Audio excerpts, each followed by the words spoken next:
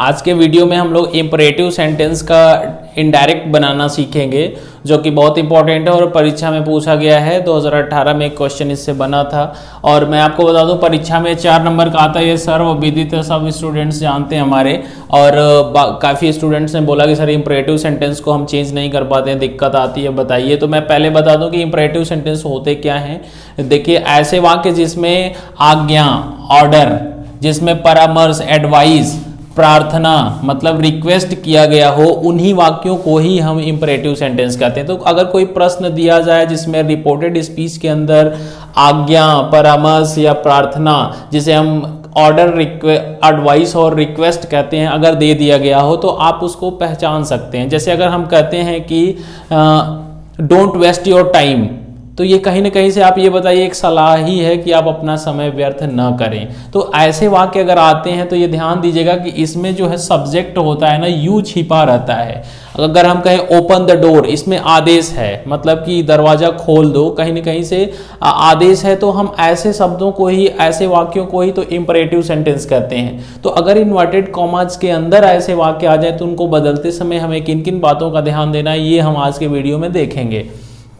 चलिए हम कुछ रूल्स की बात कर लेते हैं। 7 रूल अगर मैं आपको बता दूं तो इनको एक्सप्लेन मैं करता हूं। इसके लिए देखिए समय कम लगे, वीडियो छोटे में आपको ज़्यादा समझ में आ जाए, इसलिए मैं पहले से रूल्स लिख दिया हूं। यहाँ पे देखिए रूल 1 है, अगर देखो वाक्य में दिया गया, अगर भाव के अनुसार आपको समझ लेना है कि रिक्वेस्ट है, अगर वाक्य के अंदर रिक्वेस्ट शो किया गया है तो आपको सेड टू को जो है रिक्वेस्टेड में बदल देना है। सेड टू को रिक्वेस्टेड, बेग्ड या इम्प्लोर्ड में बदल देना है। इंट्रीटेड में भी बदल सकते हैं, ज्यादातर केसेस में लोग रिक्वेस्टेड में चेंज कर देते हैं। अगर वाक्य के अंदर ऑर्डर दिख रहा है, आपको वाक्य पढ़ने से लग रहा है कि आदेश दिया गया है, तो ऑर्डर के केसेस में सेड टू को ऑर्डर्ड में या कमांडेड में चेंज कर देंगे, कमांडेड में, राइट।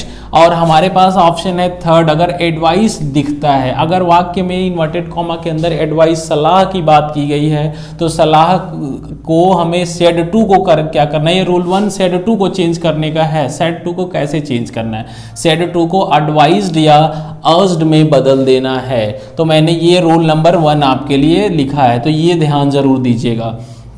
रूल 2 हमें ये बताता है रिपोर्टेड स्पीच के वर्ब के पहले जो है, हमें उसमें जो वर्ब आ गया है उसको टू लगा देना है, मतलब टू प्लस इन्फिनिटिव का केस बना लेना है। जैसे कि अभी एग्जांपल से क्लियर हो जाएगा, जैसे कि डोंट वेस्ट, तो यहाँ पर वेस्ट ये वर्ब है, इसी के पहले टू लगेगा, है ना। तो नॉट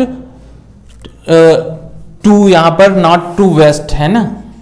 अभी मैं क्लियर करता हूं आपको। देखिए कहीं ना कहीं से क्या है कि एडवाइज्ड को हमें, एडवाइस है, अगर सलाह है तो एडवाइज्ड में चेंज करना है, और वर्ब में टू का इस्तेमाल करना है। ध्यान दीजिएगा, चेंज करते समय टू यहाँ पे लगता है, जहां पर आप कंजंक्शन, डैट वगैरह का, इफ, फेदर का प्रयोग करते थे, इसमें टू लगता है, ध्यान दीजिएगा। आगे है वोकेटिव केस के, अगर नाउन्स आ जाते हैं अगर रिपोर्टेड स्पीच के अंदर में, तो उसे ऑब्जेक्ट बना दीजिएगा, बदलते समय ऑब्जेक्ट बना लेना है। और डू नॉट अगर आता है तो उसको 2 केस में हम लोग बदल सकते हैं, 2 तरीके से। डू नॉट को या तो फॉरबिड में बदल दो, इसका मतलब होता है मना ही करना। अगर डू नॉट को या तो फॉरबिड में बदल दो, या देखना फॉरबिड लग जाए तो फिर नॉट कहीं नहीं लगाया जाता, फॉरबिड ऑलरेडी निगेटिव शब्द है। या तो नॉट टू में बदल दो, डू नॉट अगर आता है तो बदलते समय नॉट टू का प्रयोग करते हैं। और हम क्या करते हैं, नेवर अगर आता है तो नेवर टू में चेंज करिएगा।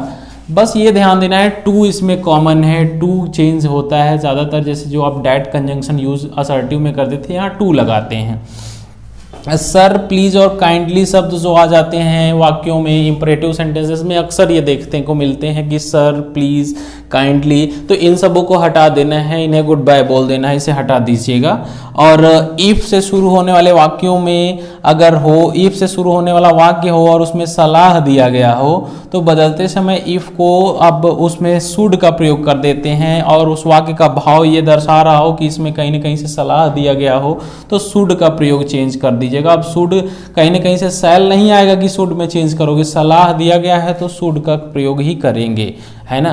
तो अब हम वाक्य 1 लेते हैं, 2018 का पूछा गया प्रश्न, इसको हम लोग एक्सप्लेन करते हैं, कैसे समझते हैं इसको। देखिए पूछा गया था, my father said to me do not waste your time, एक क्वेश्चन पूछा गया है 2018 का। तो आप पहले यहाँ पर आइए, यहाँ पर इन्वर्टेड कॉमा के अंदर जो वाक्य दिया गया ये चेक करिए कि असर्टिव है कि इम्परेटिव है। अगर हम बात इम्परेटिव की कर रहे हैं तो मैंने एग्जाम्पल यही लिखा है। अगर ये मान लो प्रश्नवाचक रहेगा तो इसके पहले वाले वीडियो में मैंने प्रश्नवाचक वाक्यों को चेंज करना बताया था, प्रश्नवाचक वाक्यों को ऐसे बदलते हैं। तो अब इसको बदलिए, do not waste your time, ये कहीं ना कहीं से सजेशन हमको लग रहा है सलाह ही है, ठीक है, सलाह है। अगर पिता बेटे को कह रहा है कि समय व्यर्थ ना करो तो कहीं ना कहीं से सलाह है। तो ऐसे केसेस में हम क्या करेंगे, माय फादर तो रखना ही है, सेड टू को बदल के हमको क्या करना है, एडवाइज्ड लगा देना है, राइट। यहाँ पर एडवाइज्ड यूज हो गया, मी को मी रख देंगे। अब कॉमा इन्वर्टेड कॉमा हटाने के लिए मैंने बोला था यहाँ पर टू का प्रयोग होता है, ठीक है ना। तो टू का यूज तो होता है, यहाँ पे मैंने किया भी है, लेकिन अब जैसे यहाँ पर ये निगेटिव सेंटेंस है ना, तो निगेटिव के लिए हमें नॉट टू लगाना है। यहाँ पर मैंने बोला भी था कि डू नॉट अगर आ जाता है तो नॉट टू लगाइए या तो फॉरबिड लगाइए। तो इसलिए हमने क्या किया, my father advised me not to waste my time, right. ये आपका एग्जाम्पल हुआ। और अभी आप हम लोग अगले वीडियो में देखेंगे कि हम कैसे एक्सक्लेमेटरी सेंटेंसेस को चेंज करेंगे। बने रहिए गोल्ड क्लासेस के साथ। वीडियो अच्छा लगे तो चैनल को सब्सक्राइब करिए, दोस्तों के साथ शेयर करिए। परीक्षा काफ़ी नज़दीक आ चुका है और आप लोग तैयारी करिए। कोई भी परेशानी होती है, अगर कोई क्वेश्चन आप नहीं हल कर पा रहे हैं तो ज़रूर कमेंट करिए, जिससे हम आपको गोल्ड क्लासेस के माध्यम से आपको ज़रूर उसे हल करेंगे, वीडियो आपको बना करके देंगे। अगली वीडियो में हम पढ़ेंगे इम्परेटिव सेंटेंस के बाद एक्सक्लेमेटरी सेंटेंस।